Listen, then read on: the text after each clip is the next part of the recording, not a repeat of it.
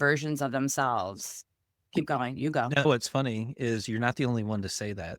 And it's so interesting to hear that type of feedback because even from my perspective, it's not that I don't appreciate it or that I'm not grateful for it. It's just I'm always in motion.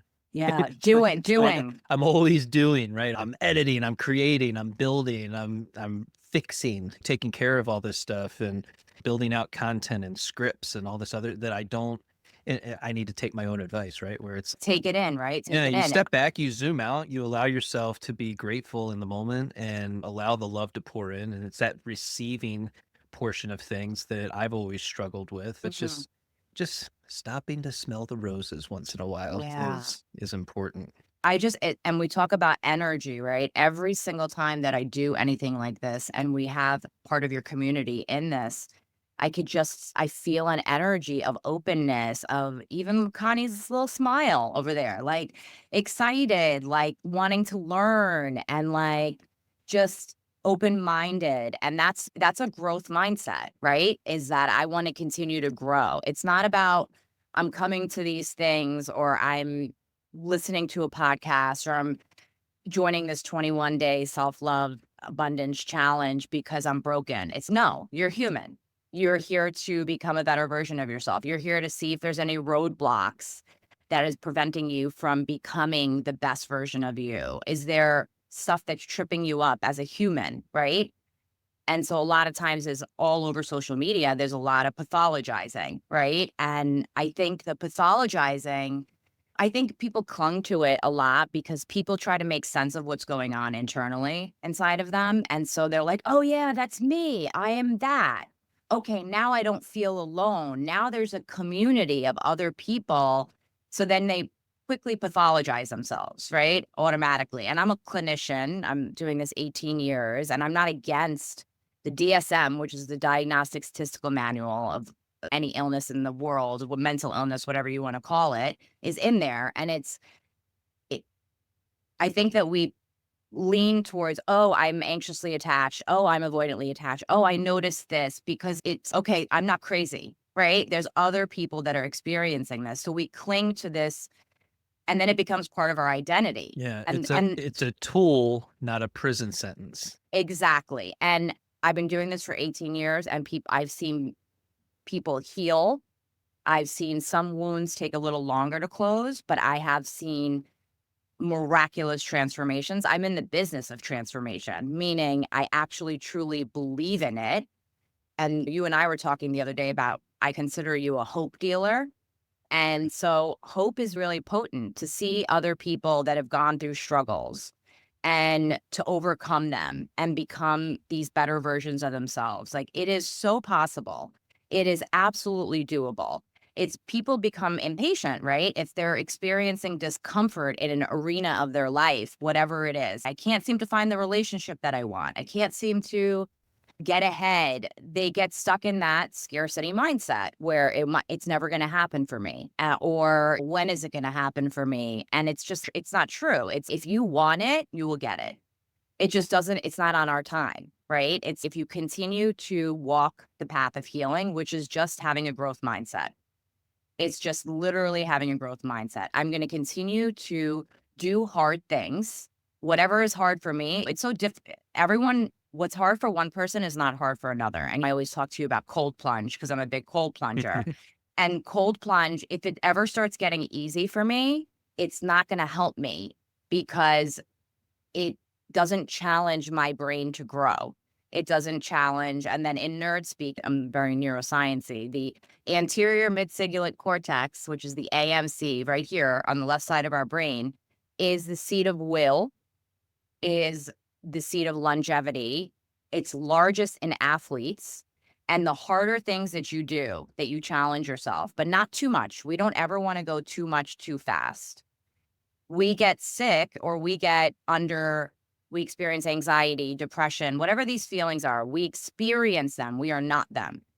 We experience them, or we are experiencing a particularly difficult time in our lives.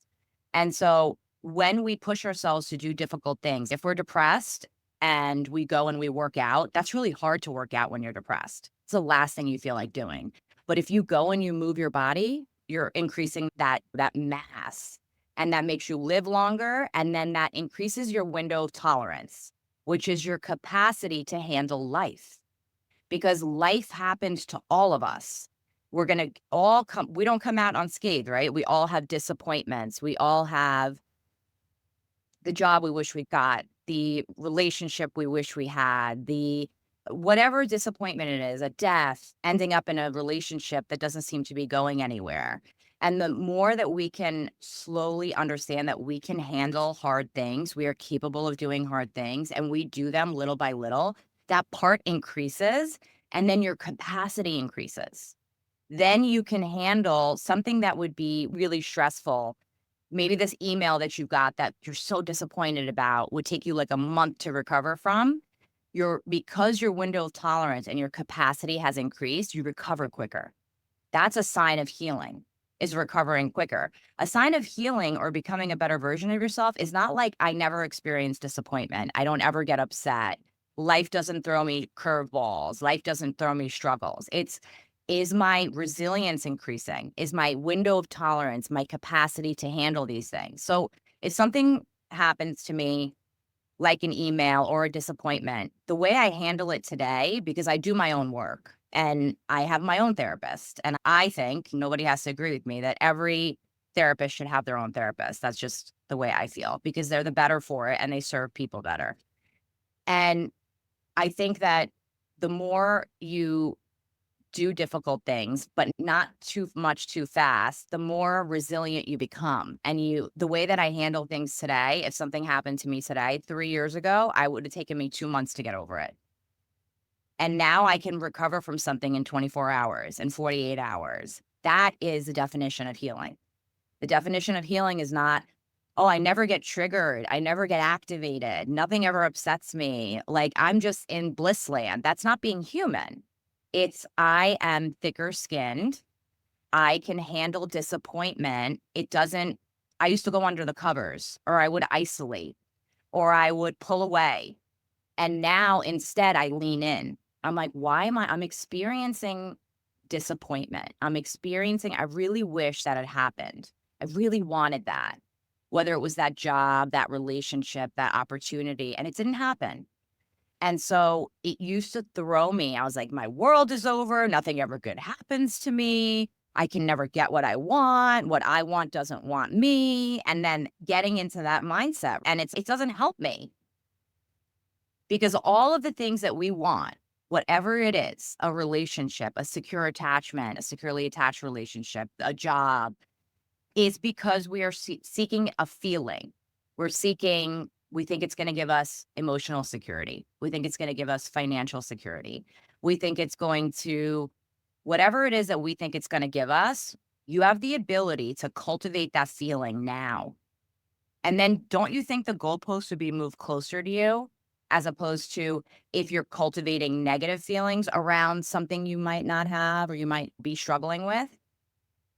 It never works out for me. I'm never going to find love. This is being human. We get disappointed and we experience these setbacks. And I always tell people, you're not afraid of love or new love. You're afraid of old pain. You went through something really painful and you're like, I will never want to feel that again. And all these protectors come up, right? All these protective defensive Yeah, mechanisms. except you end up living in this place where you continue to repeat it in your own head and feel it over and over and over again. Yes. Over and over, usually repeating it, right? So Yeah. instead, we move closer to, this is really uncomfortable to be vulnerable. This is really uncomfortable to start dating again. Because God, that took me a long time to recover over that other relationship. I never want to feel like that again. And so we don't take risks. We don't take chances. We close ourselves off because we're protecting ourselves from old pain, not new love. Because we want love. We're wired for connection. We're In essence, wired. I'm really good alone. I feel grounded. I feel amazing. Why would And I get into another relationship? and that's like the most common thing. People are like, I do really well when I'm single. I do really Yeah. well when I'm alone. Because you're not being challenged. You're not being challenged. I always say that a classroom is not just in the four walls, right? That's not the classroom. The classroom of life is relational. How do I move from isolation, or how do I move into the classroom of life? I have to experience it relationally. A lot of our ruptures, and ruptures meaning like micro wounds or little traumas or big traumas that we've experienced in our lives, right? A lot of micro misattunements, micro injuries create a macro injury, and a series of those micro injuries, relational ruptures with people, right? Oh man, that person, they cheated on me. I got disappointed. The person who was supposed to love me unconditionally left me. They create these attachment relational injuries. And so then your nervous system is like, "Huh, I'll never go back there. I'm never going to feel that again." So then another wall goes up, another wall goes up. And so it's, if you avoid love, you avoid pain. But if you avoid pain, you avoid love. Grief is the price of love. And that's love with a friend, love with a family member, love in a romantic relationship. And so there's gifts to that, right? And I always say to people, you can't selectively numb. So if you numb, however you numb, right? Whether you drink, you take a pill, you overwork, you overeat, you gamble, you are on your phone all the time, distracting, doom scrolling, however, all the things that you do to avoid, right? And all those are really firefighters. They're really attempts to put out an emotional fire inside of you, whatever that is. But the more that you avoid those things, the more you are denying yourself of healing opportunities. Meaning, if you've gotten injured in relationships, then you get to heal in relationships with people. And that means friends. That means friends. That means coworkers. That means romantic partners. That means family members. And sometimes you don't get the healing that you want in that relationship. Oftentimes, people go to the person that they want to repair with, and it's met with resistance. That's not on you. You did your part. You were vulnerable. You put yourself out there. That is your growth edge. That is, again, increasing your resilience, your capacity to be able to handle discomfort. And if you keep having difficult conversations with people and being vulnerable, as opposed to sweeping it under the rug or avoiding it or not dealing with it or being conflict avoidant, we have to be able to learn how to deal with conflict. Conflict doesn't mean, but conflict to a lot of people represents abandonment. Conflict represents rejection. Conflict represents the dissolution of a relationship, rejection, disapproval. And if you don't have difficult conversations with people like, hey, I was really hurt when you said blah, blah, blah, fear of being too much, fear that they're going to think you're whatever, insert in your story. We all have stories, right? You're avoiding an opportunity for growth, because that's where you grow, where the rubber hits the road in real time, in real life. That's how you have corrective experiences. That's how you have disconfirming beliefs. How did we form these negative beliefs? How did we form this sort of attitude of it's never going to happen for me? Through repeated exposure to things that didn't work out. And then we created what's called a negativity bias. And a negativity bias is, I expect bad things to happen. I focus on the bad things. The bad things that have happened in my life leave a stronger emotional impact on me. And that's the lens in which I see. What about all the good things? What about all the successful things? What about all the things? And I talk about glimmers, right? And you said stop and smell the roses. What about who were you 3 years ago? Do you have some of the things that you wanted 3 years ago? Are you different than you were 3 years ago? Do you see some changes? That right there, that's a glimmer. If I handle a situation today differently than I would 3 years ago, I need to take that in. No one's going to pat me on the back all the time. Ironically, right before I came on this podcast, one of my clients messaged me just randomly out of the blue. The amount of gratitude that I felt, I took it in. The old me wouldn't take it in. I'd be like, whatever. He messaged me. I don't know if you hear this often enough, but I just want to let you know how much I've grown and how appreciative I am of you. I've been with him in his healing journey, never pushed him. He did the work. And right before I'm about to come on the podcast, it's like the universe, right? It's like you give to others and that's what you do, Jason. You give to others, you collaborate with others, you continue to pour into other people. And then the universe, we think sometimes we're like, how many times have people said, I can't catch a break? Like one thing after another, I can't catch a break. It's if I could just get this win, this one thing. It's like negativity bias makes you see the negative things. And it's like neuroception. I talk about neuroception for anyone that doesn't know what that is. That's our internal surveillance system that is constantly scanning our environment for if something is safe or dangerous. So if I look at you, Eric, and I decide, are you safe to come forward to and lean and have a conversation with, or are you dangerous? My nervous system is deciding that, right? And so it's below conscious awareness. It's not perception. Neuroception is not perception. Neuroception is your internal surveillance. It's making decisions for you based on the stories that you tell yourself and your inner biology. So the best way I could describe it is I dated a guy who had a white car years ago. And then all of a sudden, all I see is white cars. I'm like, does everybody have a white car? Does everybody have a white car? I didn't realize how many white cars and the model of the car, the kind of car he was driving. All of a sudden, all I did was see it everywhere. That's negativity bias and neuroception. My internal surveillance was searching for that familiar negative thing. There was a video on that recently where they're like, don't date the guy that drives a white car. Who drives a white car? That's hilarious. Wow. Yeah. And I started thinking, I'm like, in the 80s, like, white Cadillacs were the thing. I think it's just generational. Cracked me up. That's so interesting. And so random that I brought up white car, but it was, No, it is. this was like in my 20s. That's when I started to really not understand, but really start to pay attention to, does everybody think the way I think? Do other people think differently? What is it like to be inside of somebody else's head? Does everybody think like me? And so that's that curiosity, right? I always had this curiosity. And my dad bought me this shirt when I was younger and it said why on it. He got it printed because all I would ask is why. Why is the sky blue? Why is this? I always wanted to know why. And I remember he had a watch on and I remember saying, what is that? He goes, it tells time. And I go, how does it tell time? I want to learn. So the next day he bought me a watch but it was a digital watch, the kind that just would tell you. I go, no, this is not how I'm going to learn. I go, I want a real watch. And because of how curious I was, I learned how to read a watch in 2-3 days through figuring it out and understanding it. And I think that curiosity of learning about how the brain works and how we can change, that's neuroplasticity, right? No matter what you've gone through, no matter what experiences you've had, you have the ability to change. I think that's magical. Yeah. And some people are like, you know what?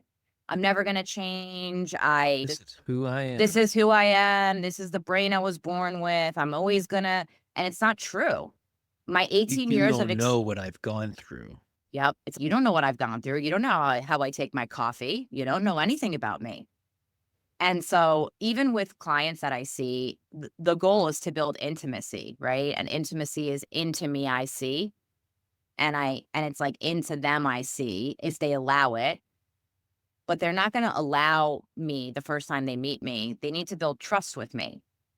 Their body needs to feel like they need to start to get to know me. I need to be there. I need to hold the space. I need to be present with them and cultivate that safety. And everybody deserves to have a safe person in their life, right? It can be an animal. It can be a pet. Pets are some of the best co-regulators. I know Chloe, your baby, is like, it's your baby. You're the daddy. And I know that she's one of your biggest co-regulators. And that safety you feel with her, that protectiveness, that unconditional love that you feel for her, that compassion you feel for her.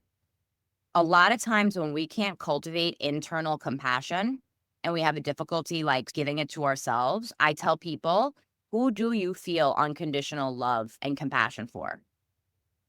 Bring that feeling in And once you bring that feeling in and you can feel it, then you can give it to yourself. People are like, I don't deserve it. I've done such bad things in my life, or I don't deserve the compassion. I'm like, if a little child was upset or felt anxious or felt depressed or was disappointed, would you be mean to that 7-year-old? Would you be mean to that 8-year-old? And I don't think so. I think that you would probably be a little compassionate. Are you okay? Can I help you? And it's difficult to give it to yourself. There's this inherent belief in a lot of people because the number one reason that people come in to my office or to see me is not feeling good enough. And then I always say, who determines what's good enough? If I put everyone that's in here, but Christina, Connie, Sheree, Renee, Eric in a room, and I took a measuring stick to measure if you guys were good enough, the measuring stick doesn't even know what to measure. It's the value that you assign to what you think would make you good enough. And I always say people compare and despair. They look at other people. Oh, they're further along in their career. They're skinnier. They're prettier. He has the marriage and the kids. He has the money. She has that. And your journey is different. If there's things that you want that you see in other people, they're just guideposts for you. They're not for you to compare and despair. So if I see something in somebody and or you get jealous, right? We're humans. We experience jealousy. People are like, oh, it's a yucky feeling. I don't want to feel that. Welcome to humanity. We're going to experience jealousy. But what is the jealousy trying to tell us? If I'm jealous of Bill or Susan, they must be doing something, or they must be embodying something, or they must be having something that I may desire. So maybe I need to move that up on my priority list. It's just a guidepost for me. I don't want to be them, but they must be doing something or have something or embody something that I desire. And I just use it as a guidepost. And that's what I suggest to everybody, is to use it as a guidepost, because it's like when you look at that, you recognize that that bothers you, you must be wanting to do something like that. That should spark curiosity in you and be like, ooh, what do I like about that? Yeah, instead of resistance, it should be what inspires you. What inspires you? What motivates you? But resistance serves a purpose. What do you think resistance serves a purpose for? It's immediately, I can't do this. I'm not capable. They have something that I don't. I can't see a pathway to this. This is too uncertain. It's creating too much discomfort. I'm just going to keep doing what I'm doing because that's comfortable. Exactly. And what I always say, we're going to choose a comfortable hell or a familiar hell over an unfamiliar heaven any day of the week. Almost every time. Almost every time. Until you hit your pain threshold plus one more step. Yes. And I know people don't like that. I was talking to one of my doctor friends and she's, Jason, I hate that so much, but you're so right. Because even the people that we've done the work, you have all the education, you know what you could and should be doing, but yet you stay in the familiar because you haven't crossed that threshold just yet. You're not ready for the change. You're not prepared. No. And the thing is that all of the work that you're doing to build yourself, whatever it is that you're doing, for everybody, working out is a big thing. Moving your body, it creates chemical structural changes in the brain. Your serotonin goes up. Your okay, so they're neurotransmitters, 4 main players. We got dopamine, GABA, norepinephrine, and serotonin. These determine the bioavailability of these neurotransmitters, determine how we feel. We are like chemical beings. And so if we can become these neural architects of our own brain, how can I increase my serotonin? How can I increase my GABA? How can I so GABA is the calming neurotransmitter. So if you find yourself perpetually dysregulated or anxious, yoga directly targets GABA receptors.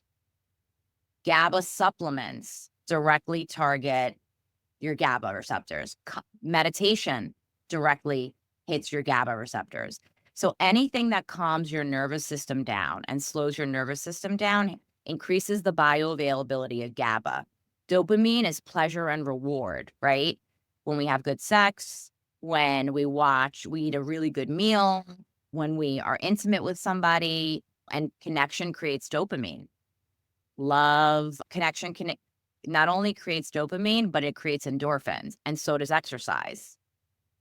So when you're exercising, you're increasing your dopamine and your endorphins at the same time.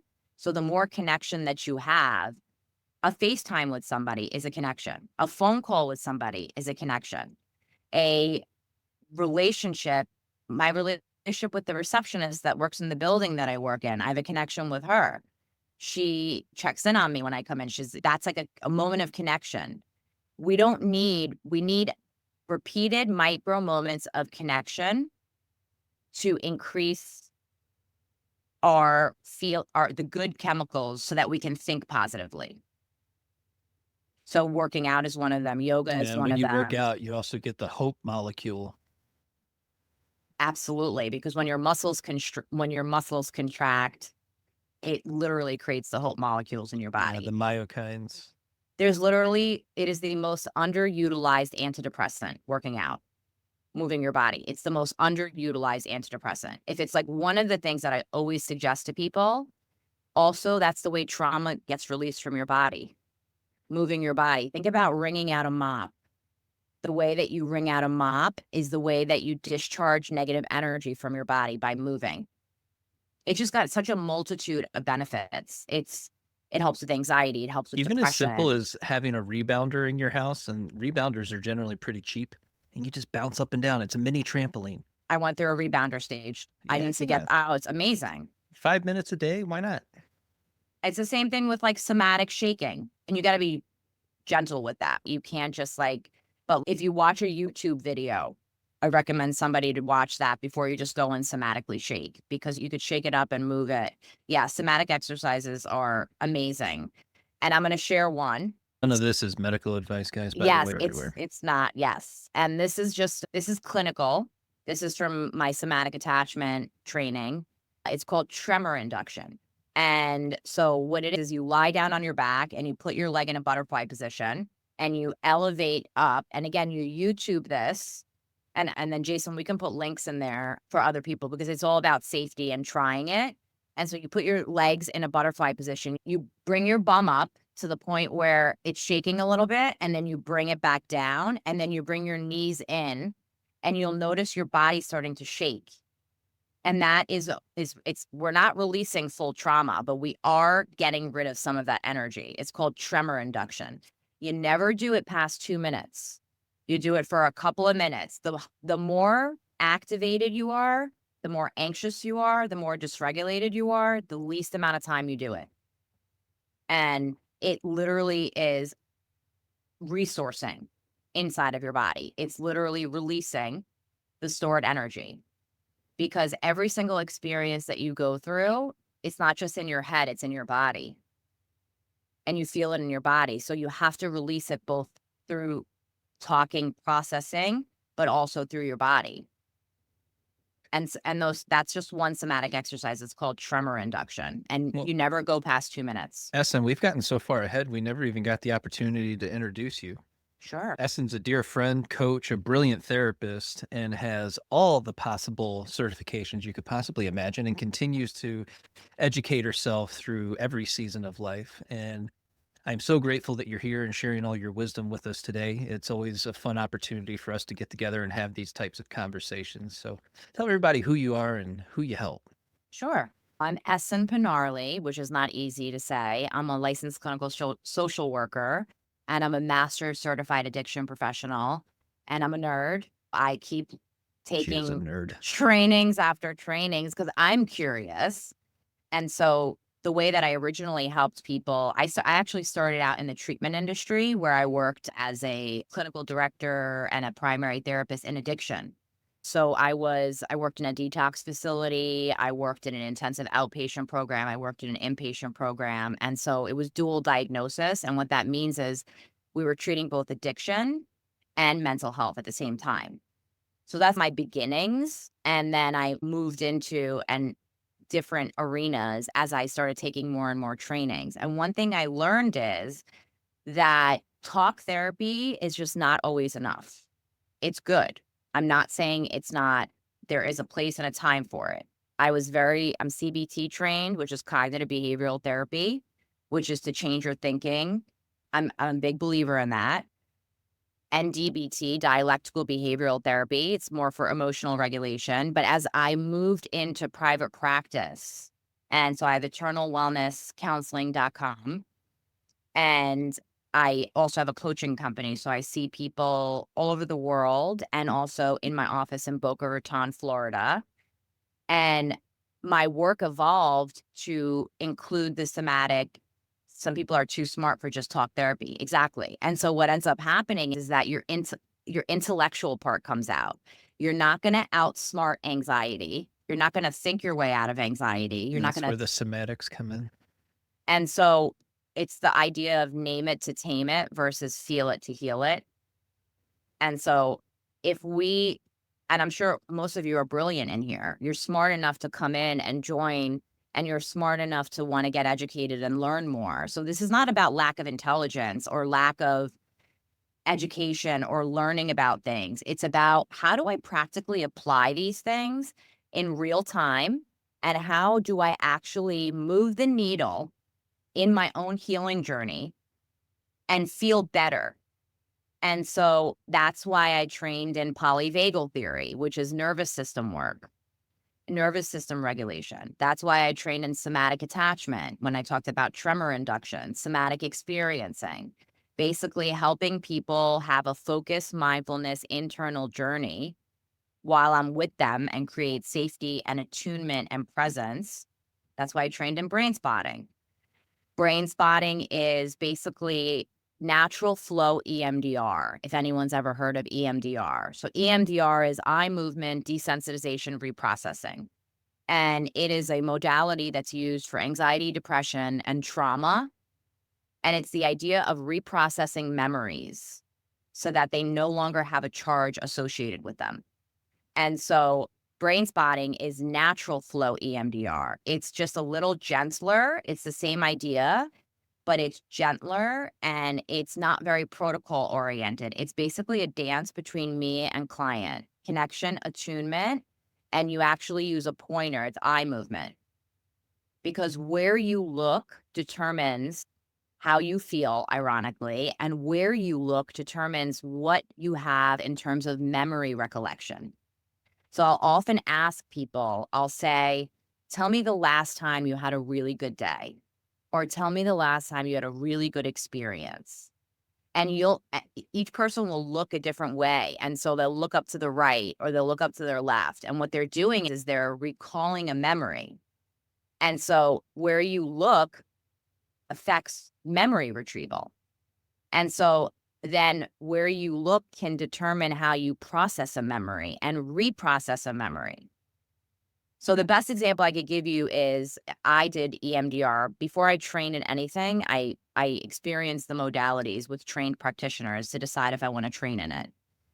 And I had a panic attack in college in my 20s, and it was the scariest experience I had ever. I thought I was dying, and I felt like the walls were closing in on me. It was the scariest thing. You don't know what a panic attack is. You think you're dying.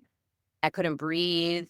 And there used to be, I'm going to age myself here. There was this program called, we didn't have all the resources that we have today. There was a program called Attacking Anxiety by Lucinda Bassett. And it was an infomercial on TV. And I don't know what it was, but in that moment of when I was experiencing that panic attack in my dorm room in a small enclosed space, I must have hit the remote on the TV, little TV that I had in my bedroom, and Attacking Anxiety, Lucinda Bassett program came on. I was like, that if that's not the universe, right? I've always had this connection to something bigger than me, something more powerful than me. And it popped up and I was like, oh, that's what's happening. I remember calling my mother the next day to say, this really scary thing happened to me and I think I know what it is. And she goes, oh, that makes sense. Your dad's had that before. I go, information that would have been useful for me, right? Because sometimes there is biological components to this, right? But it's not a life sentence. And so I did EMDR. What happened is, because I experienced that panic attack in a dorm room and it was small, I started fearing enclosed spaces. So I didn't want to go into elevators. Now I'm in college life. It's all dorms, it's all parties. So it's limiting me now. So now I'm making my world smaller and smaller. I'm trying to avoid anything that might possibly give me a panic attack. So anything associated with something small like that, I would avoid.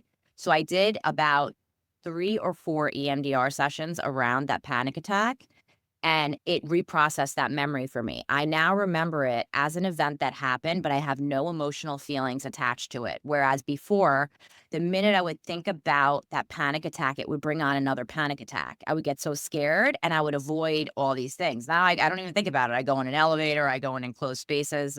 So that, when I felt that and I experienced the power of that, I was like, oh, I'm training in this. All right. And what's cool about brain spotting and EMDR and all those things is that you don't require 75 sessions of them. They move the needle in 5, 10 sessions.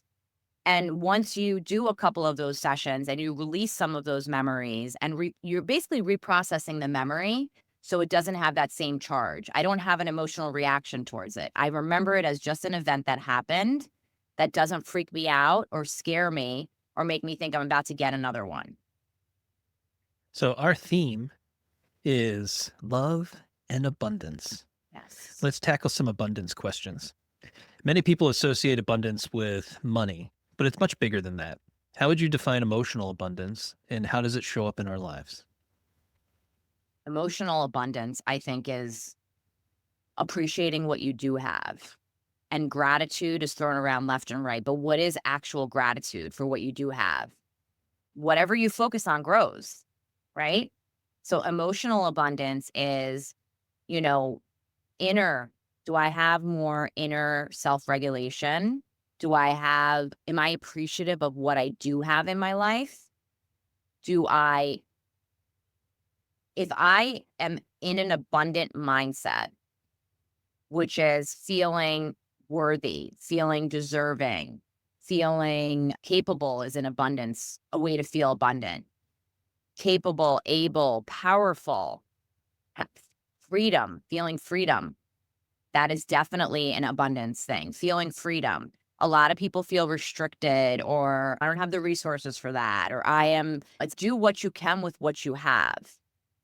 And so I think the abundance is a mentality. And I think it's about certain emotional states that you have to put yourself into in order to feel that. Because those external things that you think that you want are because you want a certain emotional state.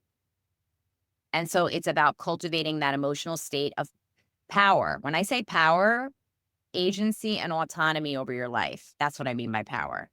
When I talk about feeling confident and capable, think of a time where you felt confident and capable. We all have a moment, an experience where you feel confident and capable and in the flow of life.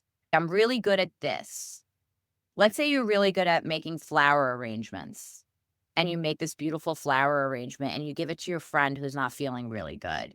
Now also there's generosity of spirit and now you're getting outside of yourself and helping somebody else. One of the biggest things that I think has helped me with my abundance mindset is that there's enough to go around for everybody. That something that somebody has doesn't take away from your ability to be able to access that, number one. And there's enough wealth to go around. There's enough love to go around. There's enough positivity to go around. And so I think it's cultivating emotional states within your body of things that you want. So the goalpost would be I'll feel abundant when I have what? Insert in whatever you think is going to make you feel abundant. What I'm saying is that internal abundance doesn't come from those things. It's like I have to appreciate what I have because if I don't appreciate what I have, what makes me think I'm going to appreciate it when I get there? Because when I get there or I get that, there's another mountain to climb Yeah. and another mountain to climb. So then I'm never ever appreciating. I'm always doing, going, trying to achieve something. And I go back to Wizard of Oz, the power has always been inside of you because every single person, the one thing I've seen in my 18 years is that they have an intact part of themselves that is inherently worthy, feels inherently worthy, and has reservoirs of wisdom and healing. There's an inner knowingness in all of us. You read something and it resonates with you because you already knew it. And it's what ends up happening is just that these other things block it. And so a protector blocks it, or an inner critic shows up. Now you're never going to get that. That's not achievable for you. That's not for you. Yeah, it is for you. It's Yeah. just getting back in touch with the inherently healthy part of you that has reservoirs of wisdom. The whiz is life. I've raised my kids with the principles and the whiz. Yeah. So yeah, it really is. So there's another modality that I really love that helps with abundance. It's called IFS. It's called internal family systems. You could read literally, you can watch a YouTube video on it. You can read a book called No Bad Parts by Richard Schwartz. I recommend everyone to read that book. It's about self-compassion. It's about working with the different parts so you can get to that core self.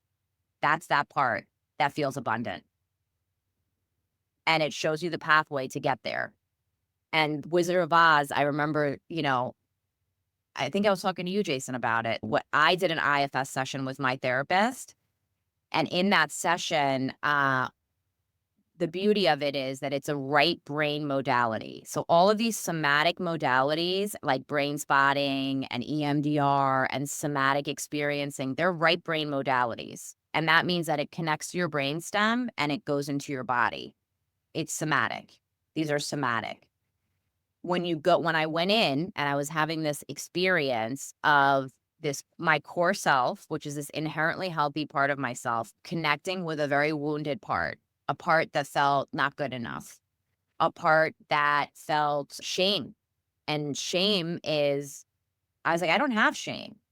And my therapist was like, yeah, you do. Everybody has shame. And I said, okay, what am I'm not ashamed of? Shame is the idea of somebody witnessing your inherent badness or wrongness. And so I was like, okay, I could see that. So there's a part that was overcompensating so that I didn't have to feel the shame. It was this anxious protector that was working so hard to prove so that I don't have to feel shame. If I work hard enough and I overcompensate what if I just deal with the shame? Then maybe I don't have to work so hard. What if I unburden that shame? So I had this experience of my core self being with that shame part. I know it sounds like wooey. It's really not, right? Dorothy has a song with those lyrics in The Wiz. Oh my God, I got to go back and look at that. It's not, because when you look at each one of those characters, right, they were looking to be tapped in, tuned in, and turned on to who they really were. And then they end up recognizing that it was already within them, everything that they ever needed. Exactly. But what ends up happening is that these other parts get in the way and they just block it. So it becomes this lost part of yourself that's always been there. It's just that it got clouded. And so think about, I think I shared the story before, but it's this idea. I had a friend when I was younger. We used to catch tadpoles together in a mason jar. And I still remember very vividly out in nature playing, feeling grounded. I could still remember it. And we would catch tadpoles in this mason jar. And the water would get muddy and I would panic because I couldn't see I wanted to catch as many tadpoles as I could. And the more I tried to unmuddy the water, the harder I tried to do that, it wasn't still. So when I backed off it and I just let it settle, right? Then I was able to go in. And that's the idea of presence and the idea of trusting and not muddying the waters and taking control, the idea of surrendering and letting go and being able to turn it over and asking some of these parts if they'd be willing to step back so you can get in touch with what's already inside of you. And people do that through meditation. People do that through but I love IFS, internal family systems. I have to say that it probably for me, has been one of the biggest game changers because it's all about self-compassion and it's all about connecting to that part, that core self that's connected to whatever source or whatever higher power, if you don't believe in the universe, your highest self.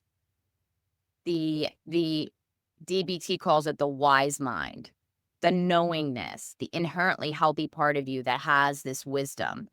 And IFS has helped me to connect to that part and tap into that part. And for other people who don't want to do that, I would say think of a time where you felt capable and able and bring that experience inside. When did you feel capable and able? I know you've all had a moment or an experience, or I don't care what it is, where if it was at work, if it was with like, I nailed that conversation, or I actually set a boundary and I felt empowered, or I finally got out of that relationship that I really struggled to get out of, or I was so scared of leaving that job, but I left it. A moment of empowerment, a moment where you felt like you had agency and autonomy, a moment where you felt capable and able. And I want you to bring that feeling inside of your body. And I've described it to you, it's sifting, right? Bringing in the sensation, the image, the feeling, and the thought of when you felt that capable, able, empowered feeling. It doesn't mean you feel 24 hours a day, 7 days a week, but the more you repeatedly do something over and over again, the more you bring that experience in over and over again, it shifts you. It literally causes, if I did a scan over your body, it would change the tone of your autonomic nervous system. It would literally change the state of your nervous system. Self compassion, when you start to come from a compassionate place to yourself and the way you think about yourself, it literally changes your internal physiology. It literally changes your nervous system state. That's how powerful it is. So that's what creates compassion, creates internal abundance. Being in touch with that part, bringing in experiences where you felt powerful, capable. Whenever I say capable and able, it always turns into one word, but it's two words, capable and able, and empowered. And the more you can bring those experiences inside of your body and actually sit with it and feel it, it changes you over and over again, though.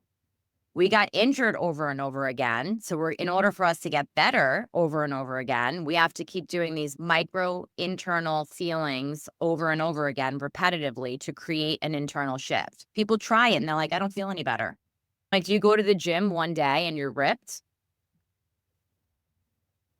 So right? many of us live in a scarcity mindset though, especially when we look at relationships or the possibility of relationships that are out there for us. We carry with us a belief system that maybe what I'm looking for isn't out there. We might even tell ourselves that maybe they already passed away. Maybe I missed my opportunity. So how can we begin to navigate beyond that scarcity mindset? Well, that comes down to a lot of core wounding and and beliefs, right? Belief systems, right? I mean, they did a study and they said that people that thought that they were capable, so people who had love or thought that they were capable of love or deserved a relationship, and the people that didn't think they deserved a relationship, there was only one thing that separated them. One thing, the belief that they deserve love. Not that they were perfect, not that they weren't wounded, not that that they happen to be a 10, I don't know, on a scale of 1 to 10 of looks or money or whatever. The thing that separated the person that believed they were gonna find love and the person that didn't believe that they were gonna find love was just the belief. That's it. And it sounds really simple, but it comes down to the core wounds and the core beliefs, right? And so that's what you have to come down on that level somatically, internally, and start to shift. What keeps driving that story of me feeling like it's never going to happen for me? Or I think my partner passed, or I lost opportunity, or I could have made that one. Like, woulda, coulda, shoulda is the language of shame. It's what do you have going on right now? You thinking negatively and you thinking that you're never gonna get it is just continuing to breed the scarcity mindset. You're feeding it. You wanna starve it. And the way that you starve that mentality of scarcity is literally by feeding it. You literally have to starve it. You have to starve the mentality of scarcity by feeding it with different experiences that you are having to counteract it. And so give me an example. Let's say I give an example of I think I'm never if I go out into the world and I'm like, people are not helpful. People are only out for themselves. People are selfish. What kind of attitude and energy, because this is about energy and emotional states. This is about energy and emotional states. What kind of energy do you think I'm going out in the world with? Fearful? I don't think people can be trusted. I'm probably not going to draw people in. I'm probably going to look standoffish. I'm probably going to appear closed off. I might even wear a baseball cap. I might even do actual like thing cut off. When I go out into the world, and I think most people are generally, not all, most people are generally helpful. Most people are wired for connection. Most people want to love and be loved. Then I go out in the world, and all of a sudden my exchanges that I'm having with people, even on the grocery line, feels more positive. And because my energy and my emotional state is different if I'm going out in the world with that mentality. And the more I practice that mentality, everything is about practice. It's the more I practice that mentality, the more my emotional state shifts. The more my emotional state shifts, the more my energy shifts. The more my energy shifts, the closer I bring that to me, which is, what do I want? Yeah. Right? You'll That only ever relationship. accept the love you think you deserve. And that, right. And so that I believe that and I don't. So we accept the love we think we deserve. Yes, absolutely. Do I think that you still can find love if you're not completely healed or you don't completely love yourself 100%? Of course.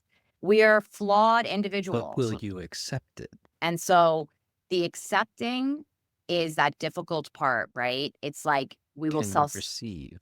and if you can't receive, you might self sabotage it, right? You might push it away.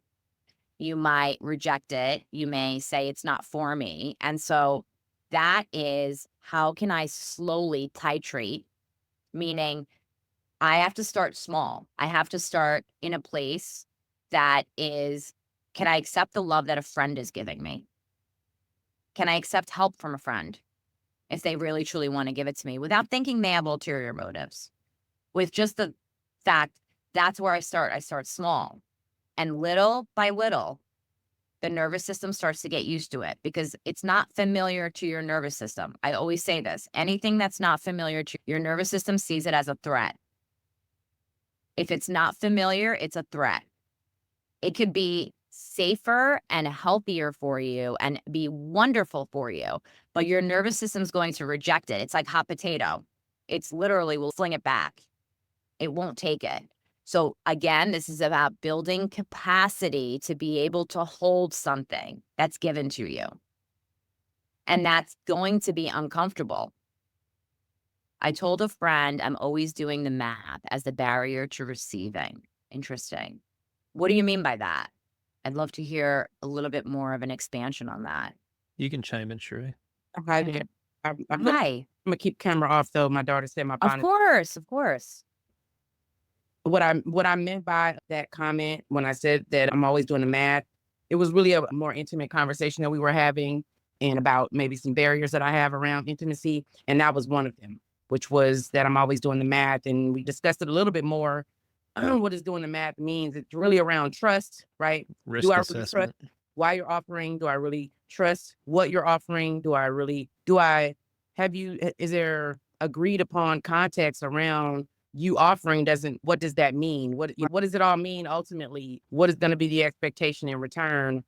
And I want to meet that, my desire to meet that expectation as well. So I'm always doing the math. It's really always calculating unless the time has really been spent for me to really genuinely receive and appreciate that person's heart. And that means they've shown their heart and they've expressed the heart Yes. and they've let it rest. They have not then hurried up and tried to make something happen with that expression, if you will, right? Like Oh, like a slow burn. the slow burn, yes. slow Yeah, burn. So they yeah, slowly built it up over time and they were yeah, consistent enough to create safety yes, for you, right? yes. So then the math Right. calmed down a little bit, but the math is always there. So you're always like the math ain't mathing Yes. sometimes. Well, Like, it might be mathing, but let me see. It's mathing, but you know what? The algorithm of this formula might go Ori just in case. So you're protecting yourself. And so it's, yeah. And that's absolutely. Um, okay. Bye, Eric. Have a great day. A question that Uh, often goes along with that is, what if this is the best I can do? Meaning. Meaning this person that I'm currently dating might not fit the bill of all the things that I'm looking for in a relationship, but maybe this is the relationship that's available to me.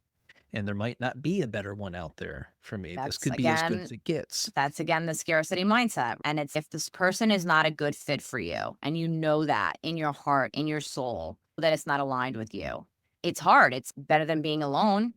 What if another opportunity doesn't present itself? When you are in the abundance mindset, it always presents itself. So I had a Peop- client like that, and it turned out to be more of like a gratitude issue. And they ended up getting engaged to this person, and they're happy as all get out, right?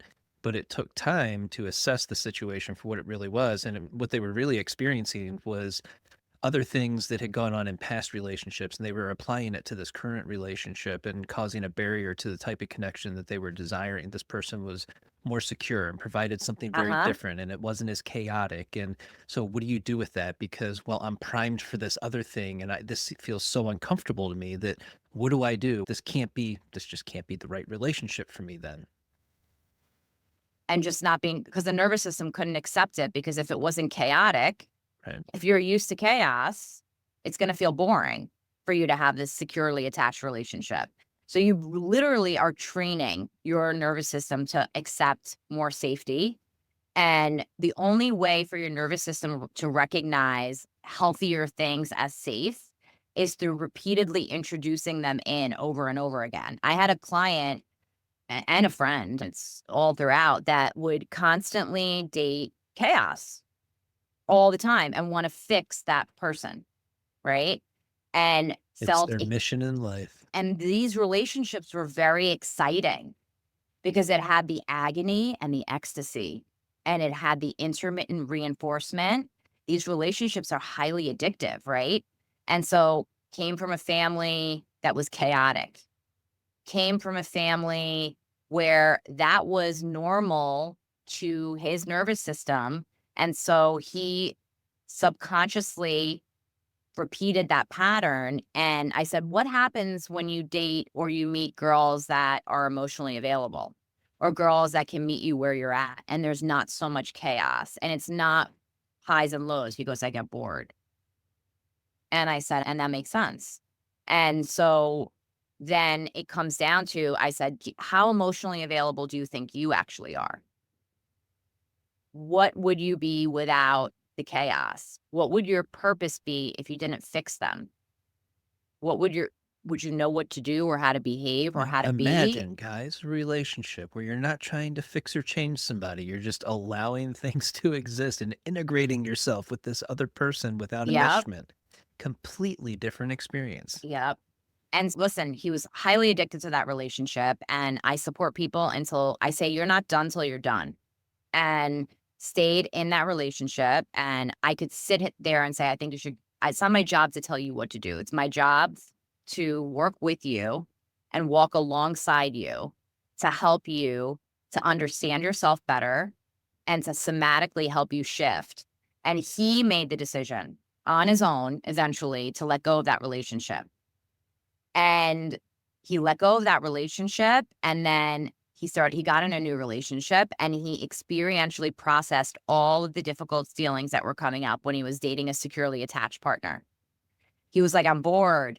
Oh, I don't know if I really like them. And so we started to really, what does that feel like in your body? And literally been with her for 4 years now.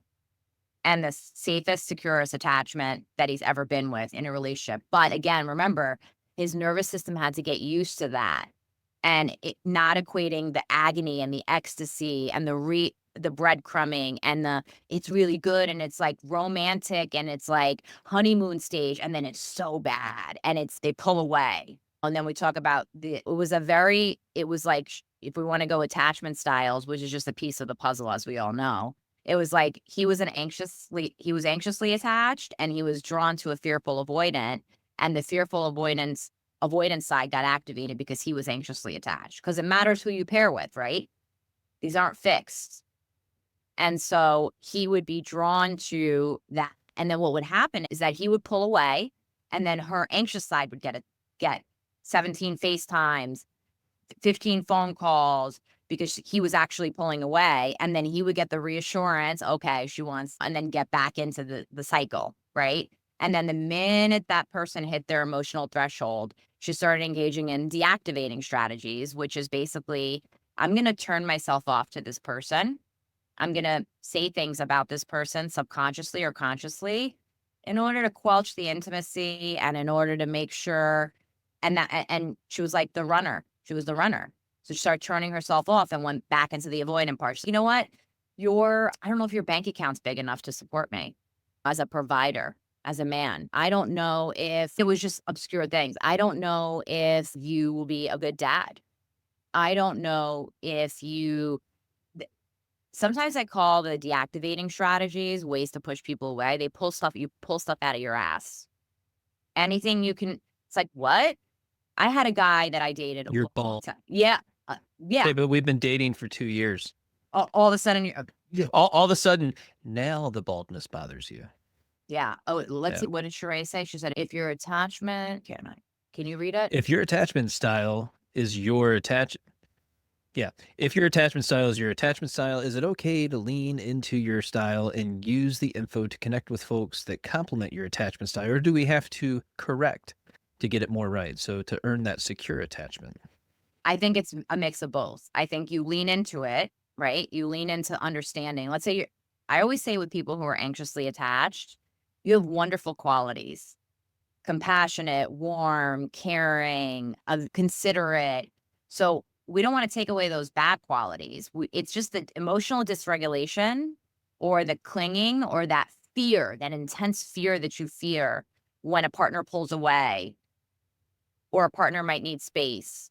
It's that. So we would always want to move towards working towards, it's not fixing. I don't like the word fixing. I like the word building more resilience and tolerance to be able to create more nervous system regulation. That if my partner wants space, I can give that to them because I have worked on more Self-regulation versus co-regulation. Yes. And I think you need a mix of both. I think there's a really big lean towards these days co-regulation. I get it. You absolutely need that. But the self-regulation is also It's because really it's a bunch of anxious attachers that are delivering the content. right. Yeah. And so listen, co-regulation is basically creating some anchors in your life, so you don't Yeah. feel untethered, right? You don't feel like you're floating at sea. So you have these people in your life whose either nervous system relaxes your nervous system, or they make you feel like everything's going to be okay, or their wisdom helps you out, right? And often an anxiously attached person in a relationship wants constant reassurance and constant connection and wants to know that their partner is not going to leave them or abandon them, and that if they're asking for space, when will they come back? And part of that is, yes, lean into the warmth and the compassion of being an anxiously attached person. You're not broken, but also work on self-regulation, work on understanding that, and communication, right? Hey, totally get that you need space. Definitely my work to do that for some reason, when you ask for space, I start to feel like the other shoe's going to drop and you're going to end this relationship or we're going to get distanced. And I'm depending on you to co-regulate. But you know what? Would you be willing to let me know how much space you need, when you need, and just communicate with me? So that's what a securely attached person would do, is ask. But a lot of times, anxious attachers, they don't ask for what they need, and they build up quiet resentment, and they use protest behaviors. And these Yeah. protest behaviors are like, oh, okay. You should So just know. you should know. And if you need that much space, then maybe you don't really want to be with me. If And they then they wanted get, to, they would, Essen. yeah. And it's just not the case. You don't know the context. You don't know the variables. I'm a person that in friendships, I would say I'm securely attached in friendships. And maybe sometimes people would say I'm avoidant, but I don't think I am. But I self-regulate on my own. So I don't need the conversation with somebody for conflict management. I'm not avoiding it. But see, I let them know. I say, could we talk about this in 24 hours? Right? I give them a time because I understand that their attachment is not my attachment. They want to fix this right here, right now. I'm telling you, I'm not regulated enough right now and I'm worked up. I don't think a conversation to have right now when you're activated and I'm activated is going to go well. I would love an opportunity to sleep on it and regulate my nervous system a little bit because we're both very heated. And then I would love to rediscuss it tomorrow. And then the other person's work is to understand that in that space that they have to work on regulating themselves and understanding I'm not going anywhere. I said 24 hours. I gave them a time. I'm willing to have a conversation. I just don't think it's fruitful to have two activated people trying to, just because that's what's going to soothe that person. Yeah, it always ends up with disastrous results. And it's also important to understand that both people are extremely anxious. They have all these feelings of anxiousness, but it's for different reasons. And I think that's often hard to understand because we're not able in the moment to put ourselves in someone else's shoes to say, why would they feel the way that they're feeling right now? Absolutely. And sometimes I have a lot on my plate and I might be dysregulated or experiencing my own stress, and I don't have the emotional bandwidth. That means we all have a certain amount of emotional storage and we're like computers. Yeah. And if you push me beyond my bandwidth, it's like pouring from an empty cup. Let me rest. I have had people don't, I didn't sit there and tell you every single thing I did this week that created overwhelm for me or every single responsibility I had. So it's not all about you, right?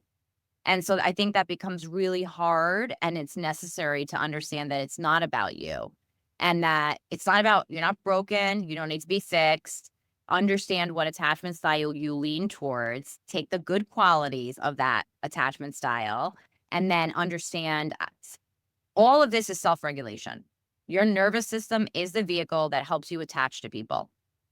Your nervous system, if it's dysregulated for other reasons, it's going to spew over into, because there's not these neat little boxes. It's not my work box, my whatever. Everything bleeds into everything. If I have a lot on my plate or I'm stressed or I'm overwhelmed, the conversation with my partner is not going to go as good as it would if I could get some rest and go into the parasympathetic part of my nervous system, which is rest and digest, eat a good meal, get some rest, maybe get a workout.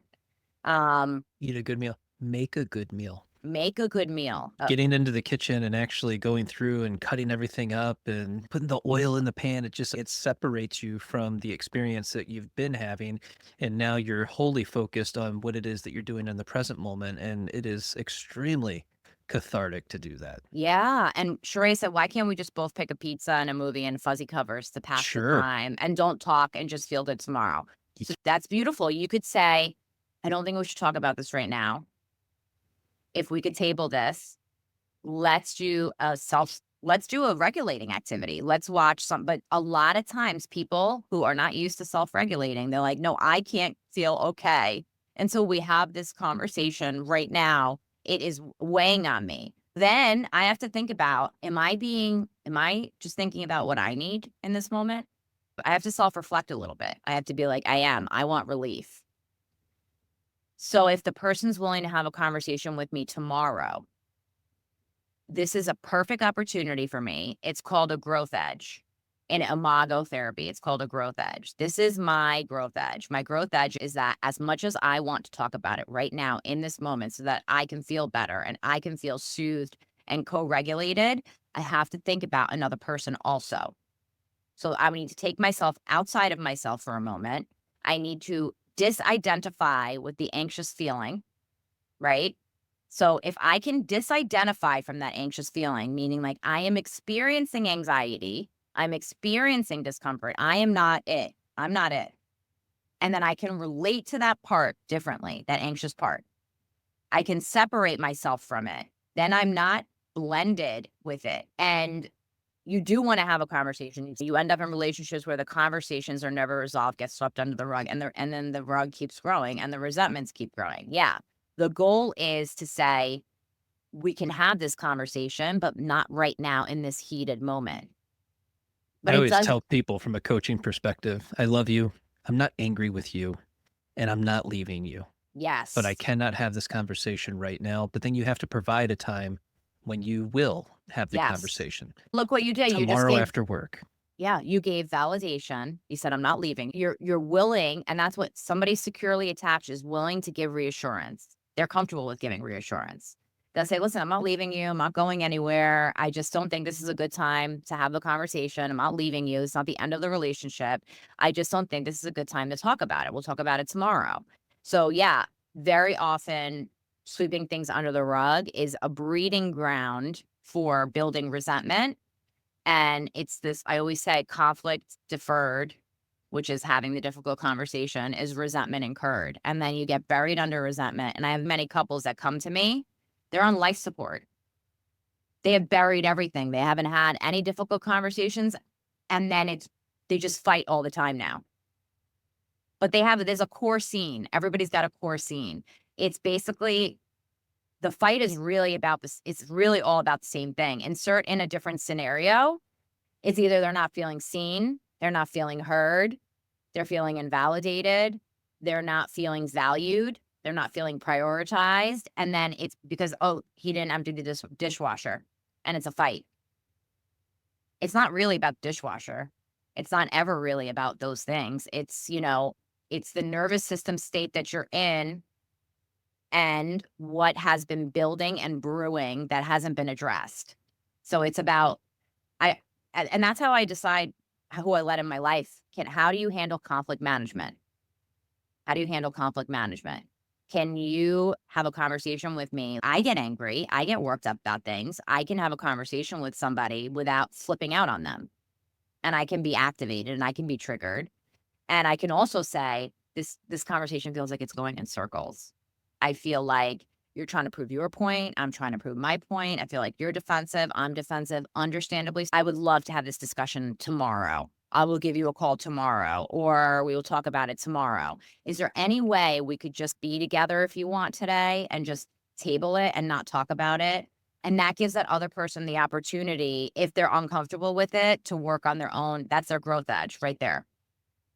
I'm giving them an opportunity to do their own work while still staying with them, whether it's in a friendship or it's a romantic relationship or a colleague or whoever it is. I am, like you said, I gave the reassurance. I'm not going anywhere. This friendship's not ending. It's not over. This relationship's not over. I just don't have the emotional bandwidth, and I don't think it's healthy. We're going in circles. We're not accomplishing anything. And I know you want to resolve it so you could feel less anxious, but I'm not going anywhere. So I wonder if you could just figure out if you could get okay with, and that's their growth edge. How do they self-regulate in that space? But if you have people though, I didn't mean to interrupt you, just the last thing I'm going to say, hold that thought. If you have people though who are avoiding and never want to have the difficult conversations and they never want to talk about it, you need to then decide, is this a relationship that I can continue to be in, whether it's with a friend or a colleague? They probably have their own work to do in terms of getting comfortable with difficult conversations, because you actually can't build intimacy, true intimacy, without having difficult conversations. Difficult conversations are required to get closer. Rupture and repair is part of getting closer. Conflict management is part of how many friends I've had that I've had blow-ups with, not all, but some I've repaired with them in a healthier way and gotten closer. Other people I've made different decisions with. When you're in alignment with yourself and you start to value yourself more, and that starts with the action. You make the actions and then the feelings follow. The feelings don't come up. Like, you could be scared of setting a boundary and you might get some post-boundary guilt, as I call it. But post-boundary guilt is, I'm not used to setting a boundary. And so if I set a boundary, I'm like, ooh, did I do too much? Did I just push them away? Is normal to experience. But if I continuously set a boundary with somebody, I am choosing myself, and that action is going to be followed by a reaction in my body. If I repetitively do acts of self-love, which is setting a boundary, which is taking care of myself, which is speaking up for myself, which is sharing my truth, as uncomfortable as it is, that's an act of self-love.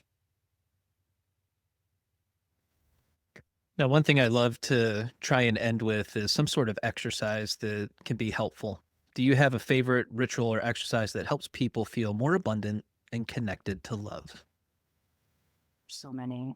I'm like, always go to cold plunge. I don't know why, but That's your favorite. I think because I do the sauna, there's something about Like, the contrast, something about the sauna and going into that sauna, into that heat, and just breathing in there and just slowing down and just becoming more present and just really feeling like, what am I so scared of? What's underneath, right? Sitting with the feeling and not forcing an answer, right? So, an act of self love is, I think, part of the ritual. Baths, water is very healing. I like to use the elements of nature, right? Going into a steam room, sauna, sitting there, Indian style, breathing, slowing down, becoming more present, taking a bath, having water on you. Sometimes when you're so activated, you can't journal, right? I do recommend a ritual of writing a letter to your younger self and a letter to your future self. I love that, getting the things out. I also like what I call sort of an excavation of the things I'm carrying inside of me and the free flowing stream of consciousness. I want you to express all of the parts it's called a parts party. I want you to write all of the parts that are showing. I'm really pissed off right now and I feel da da da da, and just writing all of that free flowing, not like a journal, right? But and then burning it. And in a I want safe way, you're shredding it oh, because we don't advise you to do yes, the yeah, or taking, like, sage if I love the smell of sage, and I love Palo Santo. If anyone there's something very calming about Palo Santo, and it's again, be safe with it, but it's this little piece of it smells absolutely magical, and aroma and scents relax your nervous system. So part of that ritual is I used to have an altar. I literally had this like little altar where I had sage, I had Palo Santo, and I knew that when I sat there in that room, I called it my meditation room, and I had a pillow, and I'd sit in front of that altar and I would do mirror work. Like, and mirror work is talking to yourself in front of the mirror, and it's very uncomfortable at first. I love myself. Even though I feel really dysregulated right now, I deeply and completely love and accept myself. Even though I feel completely anxious and fearful and worried, I deeply and completely love and accept myself. And even if you don't believe it, I don't care. Repeating it and saying it over and over again. And then the last thing I would say is tapping, right? It's called emotional freedom technique. And so if you can look that up on YouTube too, or I can send it to you and then you can send it out to people. But there's like a script where it's like you're hitting these points. So you're going, even though I'm so anxious right now, I deeply and completely love and accept myself. Even though I feel so dysregulated right now and scared, I deeply and completely love and accept myself. Even though I feel like things aren't going to get better right now, I deeply and completely love and accept myself. So this is acupressure, what I'm doing, and I'm repeating and I'm patterning, right? So I'm doing an emotional freedom technique. It's called EFT. And there's a whole script of it. I'll send it to Jason. He can send it to you guys. I'm writing thoughts in a greeting card related to someone that I'm dating while we're taking an intentional pause. I'm using it as a way to help me hold the line on no contact while also reconciling my thoughts and feelings about him and us. I'll have a journal of thoughts to share when we do reconnect. I love that. That's beautiful. Yeah, I love the intentionality behind that. Intentionality. That's the beautiful thing. Yes. Instead of allowing yourself to spin out or go in all these different directions, you're focusing your thought, you're getting it written down, you're acknowledging some of the challenges and things that led to disconnection, and you're allowing yourself to acknowledge and accept that those things did exist within the relationship. And then you're going to take the opportunity, should you reconnect in the future, to be able to express yourself and acknowledge that these are some things that I would like for us to work on. And hopefully that person will show up in the same way and say, yes, I do want to work on that with you. Yeah. That's the goal. It is. That's beautiful, though. Yeah. So there's a lot. So the emotional freedom technique, looking up tremor induction for somatic release, the sauna, sitting in there, stream of consciousness, writing on a sheet of paper. Let your parts express themselves. Yeah. Let those parts out. A lot of people are like, I don't want to feel jealous. I don't want to feel angry. I don't want to feel these things. If you express them and you allow them to express themselves, they start to dissipate. If you deny them and you repress them and you try to push them down, you're like, I got to be better than this. I shouldn't be feeling this. I got to get rid of this anxiety. No, let yourself feel it. Let it yourself feel the appropriate feeling and use the appropriate tools. Slow yourself down and presence. The more I can be present, because the presence and the grounding takes away and dissipates the anxiety. Breathing too, slowing down and just breathing. I know it's really hard when you're really activated. Or move your body. A lot of times people can't do these things. They say, then just move your body. Okay. Essen Pinarli, tell everybody how they can work with you and where to find you. Sure. EternalWellnessCounseling.com is my website, and also my social media handle. It's Essen, EIN Pinarli _LCSW. And so I have a lot of free workbooks coming up on there that people actually, there's a whole somatic workbook coming up with actual practical exercises that you can utilize on your own. So that should be probably in the next 3 weeks. That'll be up on my website. There's a workbook. So if you go in there, there's a free one that you can get to work through. So I have that tool, but there'll be like 2 other ones that will come up in the next 3 weeks on my social media, and it'll give you like actual practical applicational tools that you can use in real time and work through safely. It's all in a safety. It teaches you resourcing, and it'll explain all of that stuff. And that's it, I think. Yeah. So eternalwellnesscounseling.com.